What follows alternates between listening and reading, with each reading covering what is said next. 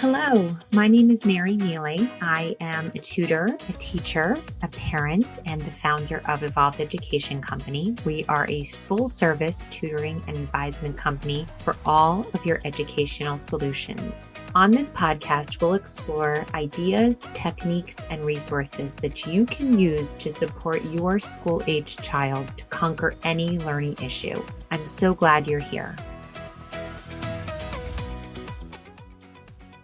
Hi, everyone. It's Mary and Becky again. We know we said that our last episode was going to be the last of 2022. However, we have had so many conversations with our clients about undesired behaviors this past month. And so Becky and I have a lot to say about the topic. We have some really important tools and strategies and ideas to share with you that we just wanted to get to before we got to 2023. So hopefully this will be really helpful for you. And hopefully you can also share it with your schools, because we're really going to talk a lot about parenting, not only your kids at home if they have undesired behaviors, but also what do you do when they're in school and they're annoying people and they're bullying or they're acting entitled or they're doing the things that kids can do when they're in school. Right? So this is what we're going to talk about today. So if it's of interest to you, keep listening, and I'm excited just to get into it. So specifically, I've been having conversations. Hi, Becky, by the way. Hi, happy to be here. Yes. So, listen, I'm a special education teacher. I'm a mom of 3. I've seen a lot of behaviors, right? Mm-hmm. And I met you when you were teaching my son, and the school where you were teaching employed the collaborative and proactive solutions model for supporting kids through their behavior. Now, this program has absolutely 100% influenced the way I think about behaviors. And so I can't really get into this topic until you get into what is collaborative and proactive solutions and why should we care if we're going to be talking about behaviors. Yeah, absolutely. It's very near and dear to my heart, and I've gone through every level of training and certification for, we call it short CPS. So I'm excited as always to talk about it. So Collaborative and Proactive Solutions was founded by Dr. Ross Green, and it's based on the idea that kids exhibit challenging or concerning behavior when the expectation that is placed on them is greater than their ability to meet that expectation and handle it, in an adaptive way. So we are looking at we're using lagging skills and looking at lagging skills to figure out what's going on with the child. And when we are having a child that's exhibiting any type of concerning behavior, we're asking ourselves, what expectation is the child having difficulty meeting? Collaborative and proactive solutions is really based on the idea that you are working with the child to figure out what is going wrong when they are having difficulty meeting any given expectation. And you are collaboratively problem solving with them to figure out how you can come up with a solution to help make a change for the next time, right? So we're not focusing on fixing behaviors. We're focusing on solving problems and getting to the root of the problem.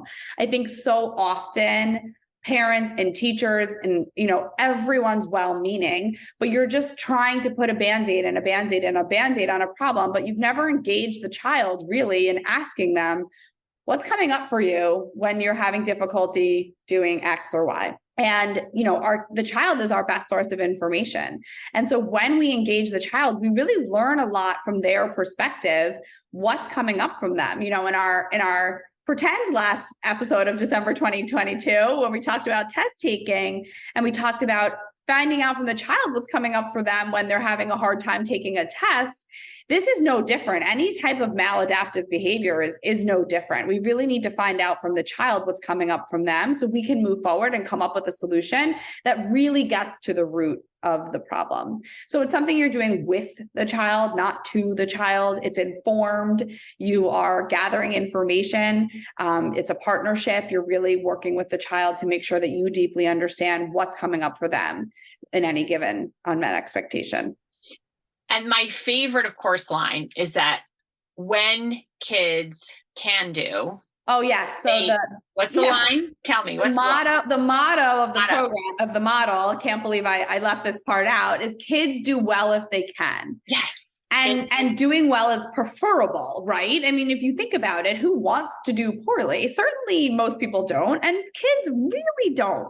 And if they could do well, they would be doing well. So if there's a difficulty that they're having, it's really important to take a step back and say, okay, this is a kid that's just having a really hard time. And my job as the adult, the parent, the caregiver, the teacher, the principal, whatever it might be, the tutor, whoever it might be, to figure out what's going wrong here and how we can work together to make a change. Because if they had the capacity or the skills to do well, they 9 times out of 10 would do well. I agree 100%. And here's the thing. This is just such a, oh my gosh, I can't wait to get into this, because here's the thing. I've been also working on my own parenting, and I've been working with Dr. Callahan. She's somebody that works with our family just on some parent coaching work and things like this. And we were just talking about disciplining, and I was struggling personally with, and this has been a struggle of mine for all of my parenting years, is just holding those limits and holding those boundaries. Because what happens is I feel really bad, and I sort of start to get a little bit laxed with what I then have said. And, this is sort of where I go sometimes.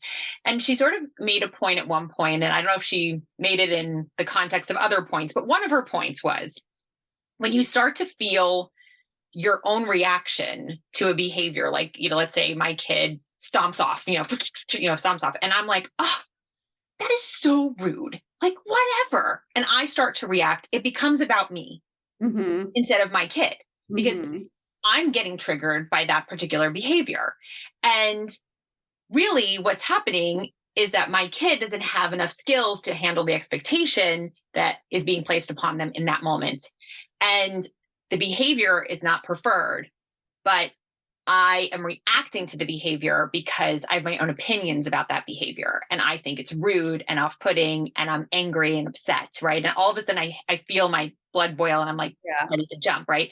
And I want to talk about that for a second, because what I'm experiencing right now as a school advisor and as an ed consultant and as a special educator who consults with families to make sure kids are learning well in school are many stories of parents saying, my kid's annoying the crap out of my kid's teacher. Like he, whatever, is so annoyed at my kid because they are being nasty to their peer. They're hitting, they're rolling on the floor when they're supposed to be doing their work.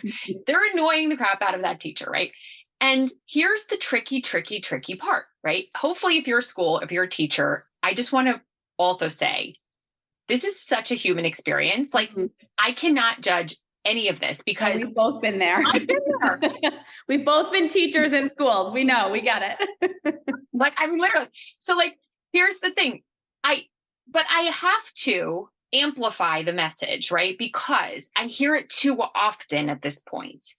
And I think that for me, even though I do go there and I get reactions from my kids' behaviors, even reactions from my students' behaviors. I mean, some of my hardest cases have been kids who have been oppositional. And I've been sitting with them in a tutoring situation, and they'll just say, no, I'm not doing that. Ugh, I'm not doing that.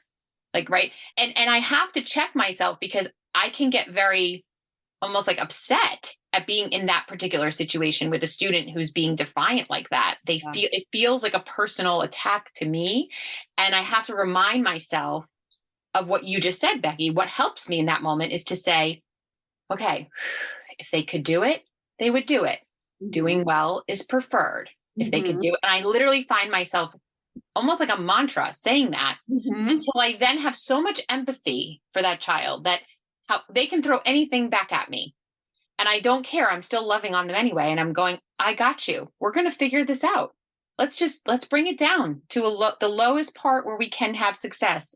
And I'm not going anywhere, and then we connect, and then we can begin the work. Right. But I think that a lot of kids right now, because there are just so many lagging skills due to the pandemic. We didn't talk about it that much, but really the world needs to understand kids lost 2 years of their lives as students in the classroom. Now, all of a sudden, we ask them to come back to the classroom and just function within the classroom. 2 years old, 2 years later, and they miss those pre-skills that they needed. Exactly. And no wonder they're rolling on the floor. No wonder they're hitting their friends. No wonder they're, saying inappropriate things, right? And the teachers, it's annoying. I get it. It's annoying. And so what do we do? Like, we understand the problem now, right? We're understanding this a little bit more, but let's get to what the heck are we going to do about this, right? Like, if you're a parent listening right now and you're going, yep. Okay. Like, what do I do? Because I can't jump into the teacher's body and stop being annoyed, right? And I can't jump into my kid's body and give them all the skills, right? It can feel really like you're on an island by yourself, like sitting here going, I think my kid doing well is preferred, guys. Doing well is preferred. Hello. But it feels bad. Yeah. So advice, tell me. I think something that's so important, and I mean, I have toddlers, so no one is more frustrated on a day-to-day than a parent with a toddler. Amen. Yes. And my daughter she's 4. She is very strong-willed. If girl doesn't want to do something, she ain't doing it. Okay. It's really an exercise every day in practicing what I preach always. And when I was a classroom teacher, I taught students with attention deficits who I loved and adored and wanted to hug all the time, but they're really frustrating sometimes because they cannot, they literally can't attend. But, I think something that always grounded me, in addition to kids do well if they can and doing well is preferable, is that I really believe in being curious. And as a parent, as a teacher, whoever you may be, an adult working with a child, being curious about what's going on and realizing that when a child is exhibiting some type of behavior, and by the way, we learn in collaborative proactive solutions that there's lucky behaviors, there's crying, there's turning inward and getting really quiet, there's putting their head down on their desk, right? Those are all lucky behaviors that elicit empathy from somebody. And then there's the unlucky behaviors, rolling on the floor, running away, hitting, spitting, cursing, whatever, that make people want to turn away from you and get really annoyed by you or scared of you or whatever it might be. And what we know is that any type of behavior, whether it be a big one or a small one, is a signal. It's the fever that there's something else going on. And if you can lead with that curiosity and say, okay, just like when I get the flu, I have a fever and that's how I know something's going wrong, I'm getting the flu, that if there's some type of maladaptive behavior that's being exhibited, my job as the caregiver is to say, whoa, hold on. Something's going on here, right? Because behaviors only happen when there's a reason for it. The belief that kids do all they can is really believing that the behavior is coming because there's something that they just can't do, or they don't understand, or they're having difficulty doing. So if you lead with that curiosity, I think parenting and teaching in any capacity is an exercise in managing your own emotions. And if you can lead with that curiosity, it really releases a lot of your frustration and your emotions surrounding that information. And before any type of solution or problem solving can happen, the adult needs to regulate themselves so you can help the kid come back down to earth and figure out what's going on with them. Pause, because that's exactly what I was trying to articulate before, which is really almost not a new thing for me, but it's a pretty new thing for me. So I just want to make sure we all heard that. So what Becky was saying was teaching parenting requires a management of your own emotions. So if you're having a hard time with your child's behavior, if your teacher is having a hard time with your child's behavior, the advice could be manage your own emotions first. Okay, but I want to jump in for 1 second because I could see how a teacher could perceive that as well, that's what I was about to say. Okay, go ahead. How are you ever going to say that to exactly? So I can say that to myself, and honestly, if any of the staff members here at Evolve said something to me like, Mary, you need to start managing your emotions, I'd be like, okay, I do it. I'm cool. Let's go.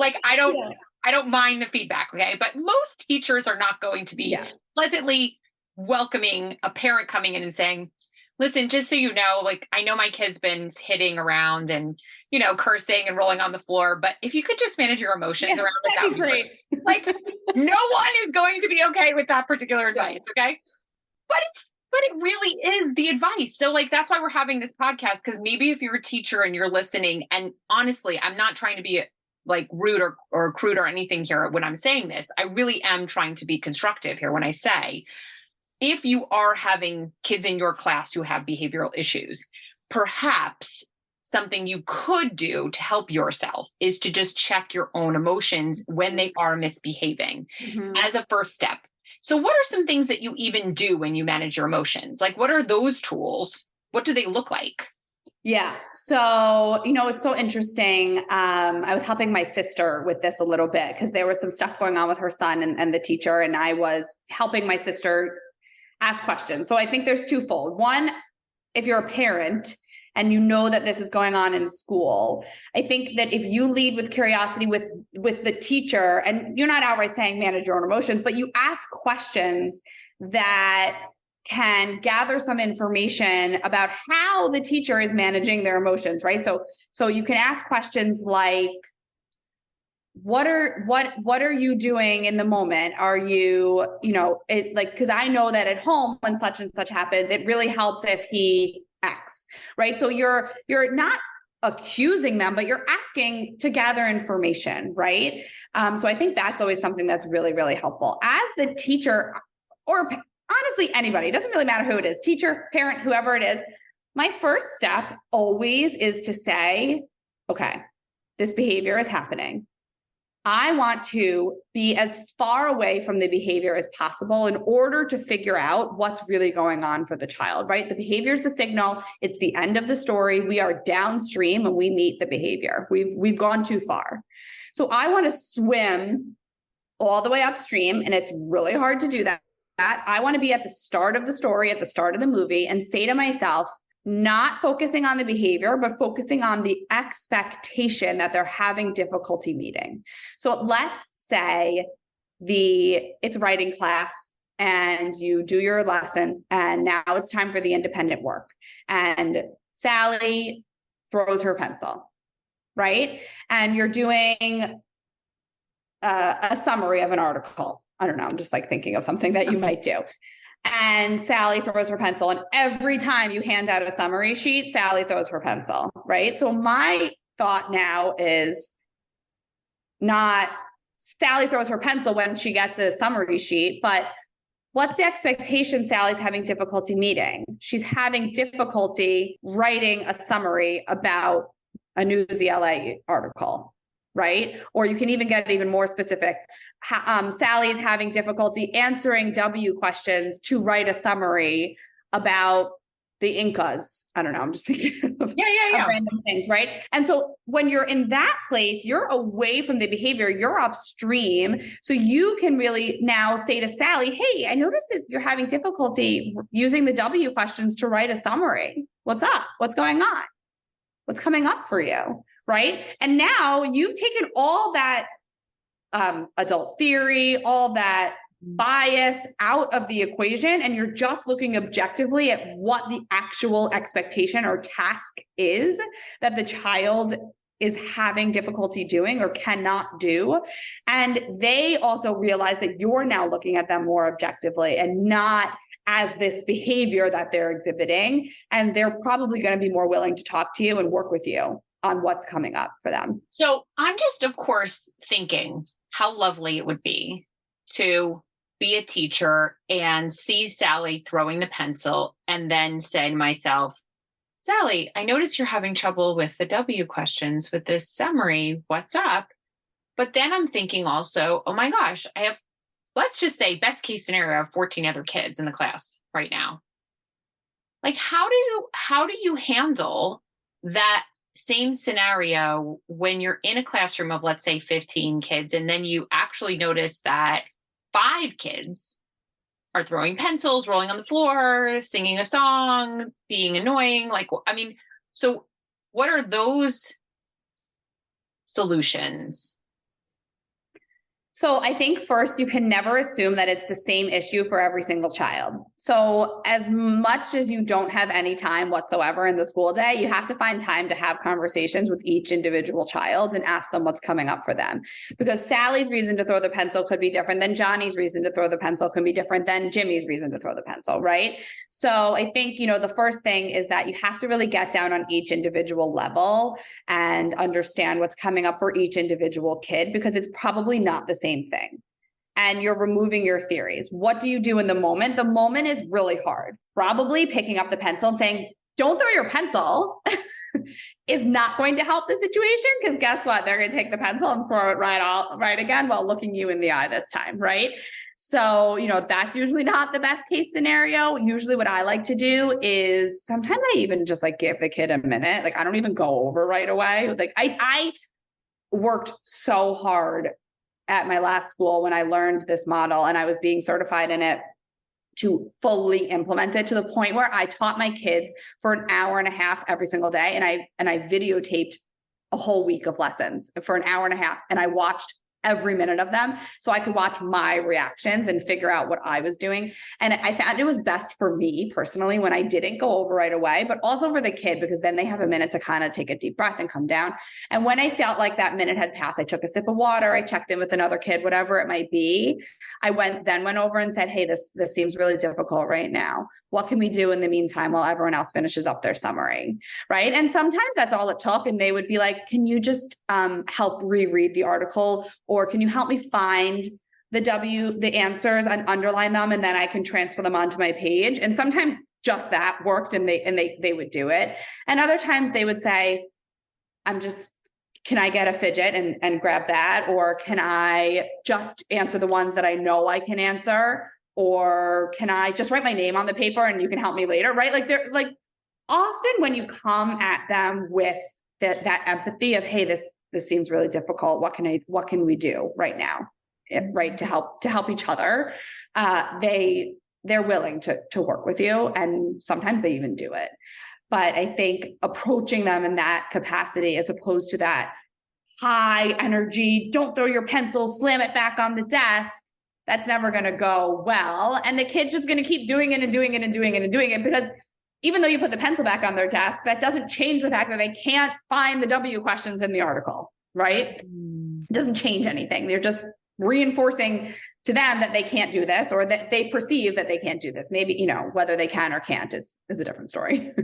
I'm imagining myself as a classroom teacher now, and I'm noticing that my brain, of course, has the expectation that every kid, as I teach a lesson, would be able to arrive at the independent work, because I've taught the lesson so well. Yeah. And I've had, and so then of course, then I turn around and I see the behaviors that I would see. And I think this is just my own brain doing this, but I would just think to myself, shoot, how come we just, I'm in a, maybe I'm also a general ed teacher. I'm in a private school. I don't have to differentiate my lessons. They all just need to fall in line, right? We're not doing all of this.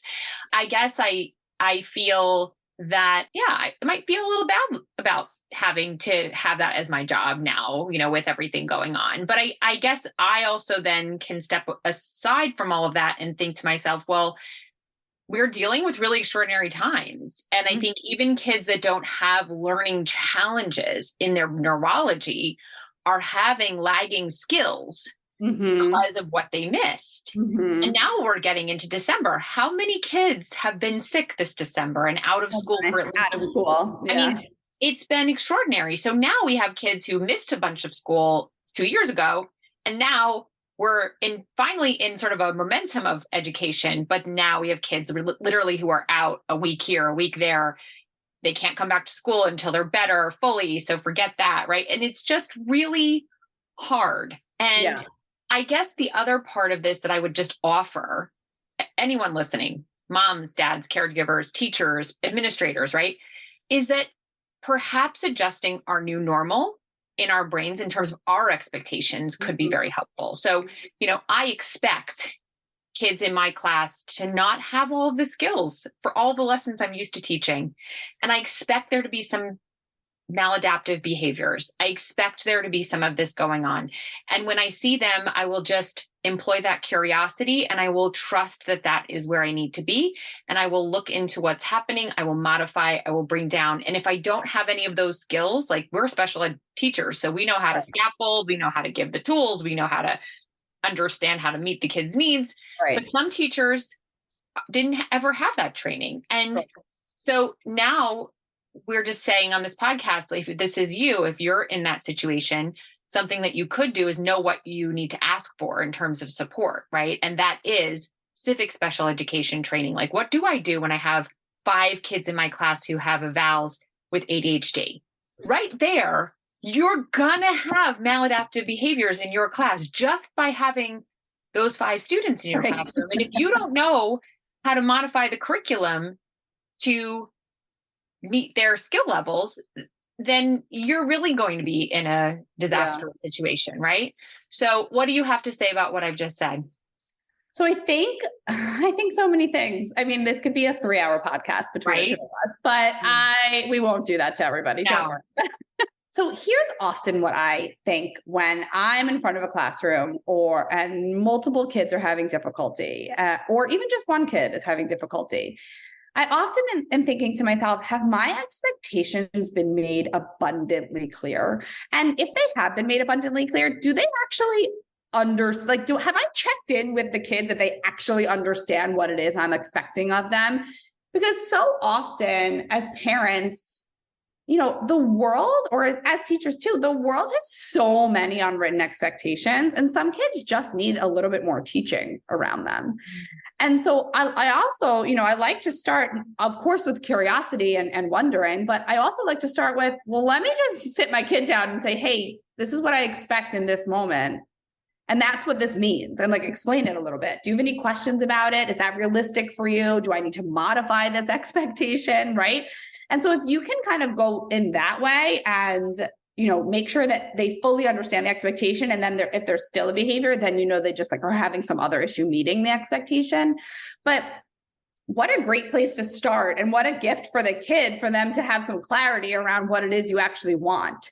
Right. And so as a parent or a teacher, I like to start with 2 to 3 and just say, maybe I need to modify these right now for this moment. That doesn't mean they're never going to meet your expectation. It's just this moment in time. We need to kind of modify the way we're going about this and work them up to it a little bit differently or a little bit better. I don't know if I answered your question. I love that. No, I get what you're saying. I do. So if I'm in a teaching situation, then what I'm getting out of what you just said is that, let's say I'm going back to that summary lesson, maybe in my back pocket, I'll have some intended modifications, knowing that I have some kids in the class who have lagging skills, generally speaking, right? So I'll just make sure I have, instead of maybe a summary, I just want them to write one sentence, which is an impactful sentence from the writing that they found. Or if they really are struggling with writing sentences, I might have a sentence starter that they can finish, right? So I might plan my lessons with that's called scaffolding, right? So what we do is, instead of the full summary, we're going to just take it and put some steps into getting to that full summary, right? So you could sort of do an exercise with yourself in planning where you say, all right, these are the expectations of the summary. What are if I'm doing this, what are the steps I'd have to take to accomplish this summary? And then if you have that laid out, you could just take your first 2 steps and give it to the kids who need more specific guidance on that particular summary, right? So that's what I'm talking about in terms of this. I think it's really, really important to give teachers and parents, adults in general, specific strategies for how to handle what I know everyone's handling. I mean, this is a lot, and it's everywhere. And it's been the point of conversation with, I would say, at least 50 families in the last month who've been having consultations about this specific issue of, my kid is in school. I just got a call. He's hitting, he's rolling around. She's bullying. She's forgetting her homework. She's not turning it in. Bombed a test, so many, all the things, right? Yeah. I want to offer this to parents because we've talked a lot about I mean, we've talked a lot about both, but we've talked a lot about what teachers can do. And I think, as someone who, when I was in a school, also had to deal with the parent, when I stepped out of the classroom, I was a program specialist and I worked with all the parents on behavior. I was the one that called the parents. And I think from both sides, from the school side and the parent side, I think as long as you're going at it, like, I want to be your partner, school or parent, to help figure out what's coming up for my child in this moment. And I know, if it's the parent saying it to the teacher, I know you have 14 other kids in the class and that you can't deal with every single little thing. So let me help you. How can I support you in figuring out what's going on? Or what can how can we work together? And this is what I know about my kid, and this is what you know about my kid, and how can we mesh that together? I think that so often people come at it like, I have to protect my kid, or I have to protect my reputation as a teacher. But really, if you work together, it turns out so much better. So I think that you have to be able to approach your school in a way that makes it seem like you want to be their partner. And I literally say those words. I want to partner with you. And I want to believe that my kid would do well if they can. That's what I believe. I believe that my kid would do well if they could, and doing well is preferable. And I need to understand from you what the expectation is in that moment, so I can help, my kid unpack that moment. Right. Oh my gosh. I just love that so much. And just to pause, because this is something I've talked about a lot, which is just that you as a parent are the leader. Yes. You're the leader. Yes. And so you lead with exactly what Becky just said. That's what you do. So if you feel that your child needs a specific approach in the classroom, then you say, I want to partner with you. I say partner, not pit. Yeah. So I don't want people pitting against each other. The school isn't pitting against, but it happens. Like sometimes schools cannot be partners with parents, and sometimes parents can't be partners with schools. And so we're not pitting. That doesn't help the child ever. Right. Mm-hmm. So we want to partner. So important. So important. Yeah. Absolutely. So I wanted to talk just really quickly in the sum here in the end of this is just, our system is really flawed in a lot of ways, because a lot of the lagging skills that we're seeing in kids have to do with either their neurology, or the fact that they missed school during the pandemic, or the fact that they have mental health challenges. Mm-hmm. And I guess I would just like to point out some of the ways the systems don't necessarily catch all for you as a parent, and why it's so important to be listening to this today and to be skilled at handling your kids' behaviors so that they can benefit from the collaborative and proactive solutions.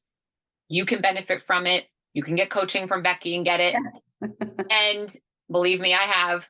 And it's just important for parents to know the limitations. Like, one of the things I do want to talk about is ADHD. And I'm right now doing a ton of research on our Simply Put series, and I'm in the category of ADHD right now. And we know that executive function coaching is extremely important to helping students gain important neural pathways in their brain to be able to have stronger executive functioning. Mm-hmm. And by that, I mean working memory, attention, inhibition, right? That's the inhibition, and cognitive flexibility. And those three areas can impact behavior big time. Yeah. And yet there's no real container in our school systems to build those skills for kids. And if you're in a public system, there's no sets for executive functioning. There's no, I mean, you can hypothetically devise whatever you want, but I'm just saying there's not really sort of a set known thing for these kinds of skills to be built for kids. And if you're in a private school, it's very often that they don't promote that as part of what their curriculum is. They don't really know about it. Maybe they don't always assess it as they would reading, let's say, right? Yeah. Everybody's doing the Gates test and, inventorying math, but nobody's looking at their executive functioning, right? And when we do through the mind print and stuff, right? But we, it's a void. Mm-hmm. And so I think something just to know as a parent is also that your school may not have the ability to boost the skills that your kid needs to change their behavior, right? And so it's really important, I think, to know that and to try to work. I mean, we've been doing some things here. I'll just share, like, for instance, with a couple of our consults this past month, we're actually going into schools to teach the teachers about executive functioning, especially, and about the skills that kids can learn. Becky's going into schools to teach about collaborative and proactive solutions. These are ways we can give schools more skills and containers to build more skills, right? But it's going to be a long road for, some of this work to happen in school. So parents often have to come to places like this to sort of do things in home that will then bridge into school, right? And that's hard. It's a much harder construct. I also think it's important to note that a lot of schools, when the kids reach a certain age, like high school, for example, the schools assume that elementary and middle school have taught executive functions or have taught specific skills, whether it be a social emotional skill or an academic skill or executive, whatever it might be. And they just don't do it anymore. They just stop doing it. And they assume kids know how to study. They assume kids know how to ask for help when they need it. They assume kids know how to manage their frustration when they are having difficulty doing an assignment or a task in school, right? And, they're not. And just because they maybe were taught it in K-8 doesn't mean that K-9 through 12 is that's a huge opportunity to teach it, right? It's a whole new set of skills in high school. And but I was going to say the expectations have just now jumped totally up, different, which means you need even more skill. And where's the skill coming from? Right. So there is definitely, and I've said this to you a million times, our school system is unfortunately not built for anyone who has any type of learning. I don't want to say difference because it's not even like a difference, but if you don't learn exactly the way that school is doing it, like if you need one type of thing different, school's not going to, it's just hard. It's just not going to work. If you're a kid that has attention difficulties and you have a ton of energy, school is going to be really, really hard for you for 13 years and beyond, probably, and I know you gave a talk on, a little bit more vocational work, right? And so it's interesting to think about, where our kids can go, because sometimes they're just so successful in some areas, but school is just so hard for them. And so I think to lead with that compassion that school is not built for kids that have any type of difference whatsoever. Yeah. And, our job as parents is to advocate for our children and to make sure that we're, curious about what's going on for them and to push the school to be curious about what's going on for them. And our job as teachers is to take a step back and realize that the kids 9 times out of 10 not doing this to piss you off. They're doing this to get your attention, to ask them questions about what's coming up for them. So, I think that if you remember that our system is not set up to support most kids, honestly, it's really not, then you lead with a little bit more empathy, which I think is always the goal. Whenever there's a behavior, is lead with empathy. That's right. I love this. And I think this is exactly where I want to kind of put this Yes. together a little bit here. But, I want to just leave parents maybe with 1 or 2 key takeaways. Like, what are some key supports that you would say? Let's say my child is literally now, I get what y'all talked about, but my kid really is having behavioral issues in school. What would you say are the key things that parents should have then outside of school, like that they can control, that they should be doing to support that child who in school is exhibiting what you called unlucky behaviors, or even just lucky behaviors, but, because we don't want kids retreating inside and we don't want kids having maladaptive behaviors. Right. Yeah. Well, I think the first thing, honestly, is call a meeting with your school and say, I want to be your partner. How can we partner with you? Whether it's on Zoom or on the phone or in person, say, how can we partner with you? Because my kid's having a hard time and I want this to be successful for everybody. And then pick checkpoints, right? So you never, if it's conference time, have a meeting and then say, okay, in 2 weeks when the conference comes up, we're going to check in on this. So pick times that you're going to check in with the school. and pre-plan that. Set the meeting again, set the phone call again, set an email, send an email in your Gmail to send out, checking in on what's going on. Our new favorite executive function tool that Mary and I use is our schedule send. So that I think would be the first thing. First thing is like work with your school, set the meeting and do that. The other thing is, not in the heat of the moment, not the second they get in the car or they walk in the door from school, but when it's a calm moment, say to your kid, hey, I notice you're having difficulty sitting in your chair in math class. What's up? What's going on? And just see what they say, ask questions, right? Just be really curious about what's coming up for them. And then the other thing you can do is, of course, is reach out for support to outside providers that can help you, whether it's somebody who can do some type of the behavioral training. I can coach in the CPS model. Mary and I, can consult with the parents to kind of do a little bit of parent coaching and also get into the school and, think about your kid a little bit more holistically and say, okay, what are the steps I need to take to make them be successful? Do they need some type of tutoring? Do they need some type of, do I need a parent coach? Do we need a parent and child coach together? Right. And kind of thinking about, looking at everything all together to see how kids, can step up and be successful.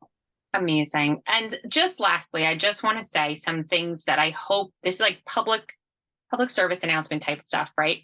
I'm hoping that going into 2023, we can all agree that categorizing a child based on their behavior as a behavior problem, behavior issue, behavioral challenges, or even just holding on to kids' behaviors over time as a way we understand them, right? All of these kinds of ways, the punitive piece of it, like, putting a kid in a principal's office for behavior, like all of these things are really antiquated ways of understanding behavior. Mm-hmm. And I just want to bring awareness to that because we've had to deal with many students who have had to then overcome those things happening to them, right? Or they've been shamed because of their neurology, really, right? They maybe can't attend to something, or they blurted out in class, or they really have had a hard time because of their lagging skills. And instead of sort of coming at it from gosh, this is hard for you. Like, why is this hard for you? Let's dig into what the skills are, like Becky was saying. Instead, they're sort of being viewed as problems.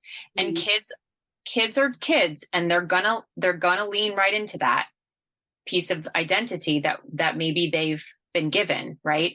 And so I just really hope that in 2023 we can have more conversations that replace that way of handling behavior with what Becky can provide with CPS, with what we at Evolved can provide which is training and education for teachers and parents around how do you handle working with 15 kids and I need to modify this instruction.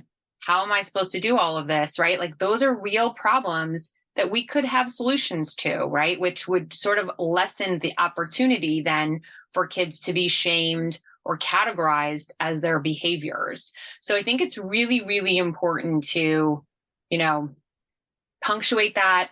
This is my New Year's wish for you all. I do have that. I do have that for everybody.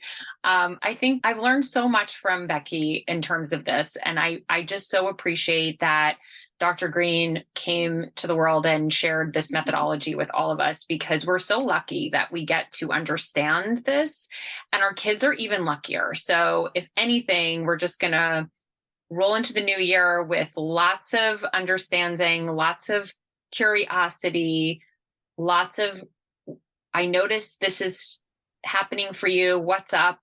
Conversations. And listen, it's a process of parenting. I mean, how many times I've come back to Becky, we did the training. Now I'm back again. I'm doing some more refreshing. Like, I feel like you're always learning as a parent, and that's actually fun. It's fun to do that. It's fun to see your kid actually also overcome some challenges, and to note that you actually contributed to that with your own willingness to jump in and learn something, right? So, Becky, what do you want to close with?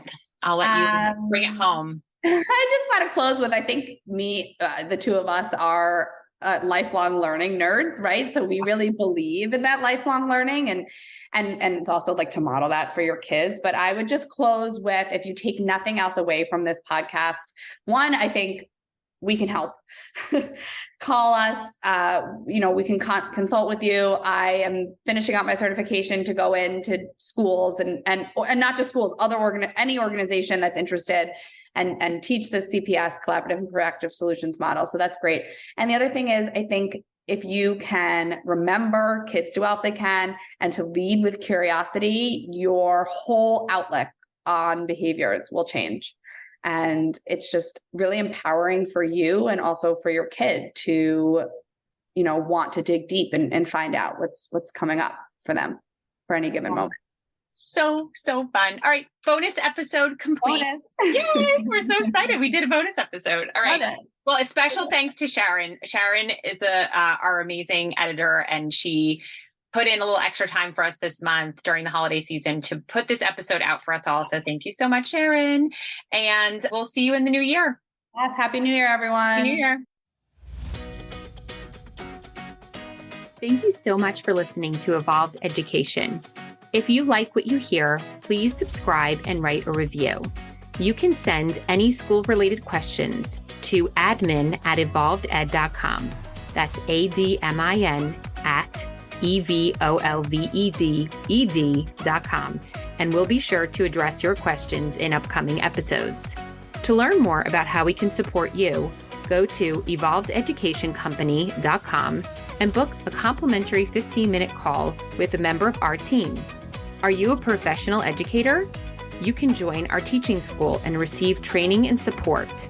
Come on by and learn more about our impressive community.